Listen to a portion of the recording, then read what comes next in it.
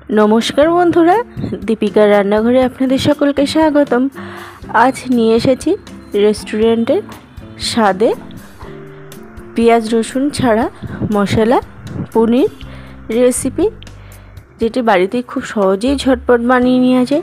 तो चलुन बंधुरा देखे निয়ে आमी किभाबे बानालाम এই मसाला पनिर। तो एर जन्य आमी प्रथमे 300 ग्राम मतन पनिर निয়েছি। पनिरगुलो आमी एरकम चौको चौको छोटो छोटो करेই केटे नेब। तो पनिरगुलो काटा हয়ে গেছে, দেখুন এরকম হবে।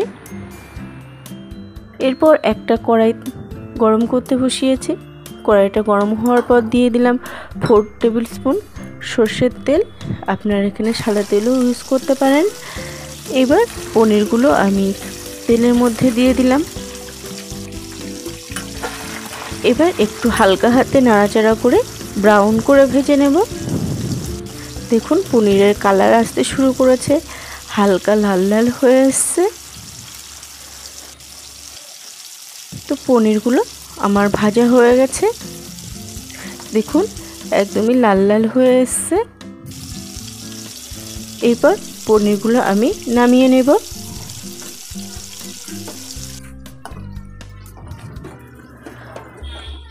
पनिर नामिए एकटू हालका गरम जले रेखे दिले पनिर सफ्ट थाके। एरपर दिए देब 1 चामच जिरे फोड़न और गोटा गरम मशला फोड़न, जेमन एलाच दारुचिनी लवंग, एगुलो फोड़नटा दिए 30 থেকে 40 सेकेंड नाड़ाचाड़ा करे निয়েছি। एर थेके सुंदर একটা गन्ध बेरिয়েছে। तारपर दिए दिलाम 2 চামচ मतन आदा, ग्रेट करा आदा, আপনারা এখানে আদা বাটাও ব্যবহার করতে পারেন। আর দিয়ে দিলাম কিছু কাঁচা লঙ্কা কুচি, ঝালটা আপনারা আপনাদের স্বাদ অনুযায়ী দিয়ে দেবেন। এরপর আদা ও কাঁচা লঙ্কাটা একটু ভালোভাবে নাড়িয়ে চাড়িয়ে রান্না করে নিলাম যতক্ষণ না পর্যন্ত আদার কাঁচা গন্ধ চলে যায়। এরপর দিয়ে দিলাম 1 চামচ কাশ্মীরি রেড চিলি পাউডার, 1 চামচ লঙ্কার গুঁড়ো ও 1 চামচ হলুদ গুঁড়ো। তেলের মধ্যে হলুদটা দিলে পনিরের কালারটা খুব সুন্দর আসে। দেখুন মশলাটা একটু কষানো হয়ে গেছে, এর থেকে তেল ছেড়েছে। এরকম অবস্থায় দিয়ে দিলাম আমি 2টো টমেটো, আমি গ্রেটারে গ্রেট করে নিয়েছি।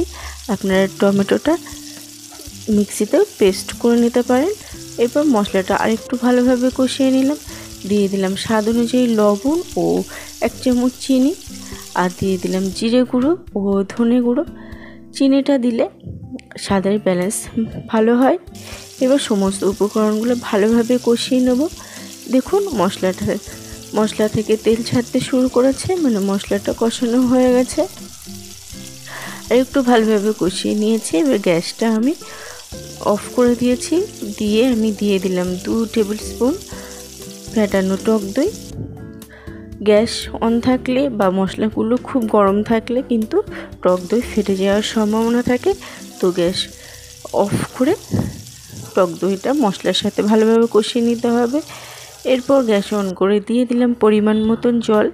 এখানে খুবই কম জল লাগবে, অল্প একটু জল দিয়ে দিলাম। তারপর দিয়ে দিলাম ভেজে রাখা পনির। তারপর ভালোভাবে একটু মিশিয়ে নিলাম।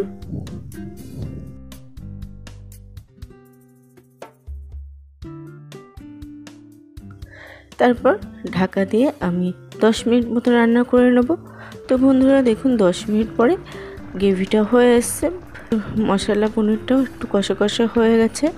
এরপর এর মধ্যে দিয়ে দিলাম 1 চামচ মতো কসুরি মেথি, হাতে একটু ম্যাশ করে দিলে এর সুগন্ধ দারুণ হয়। আর দিয়ে দিলাম কিছু ধনেপাতা কুচি আর 1 চামচ গরম মশলা ও 1 চামচ ঘি। আপনারা ধনেপাতাটা স্কিপও করতে পারেন। এবার সমস্ত উপকরণগুলো আর একটু ভালোভাবে মিশিয়ে নিলাম।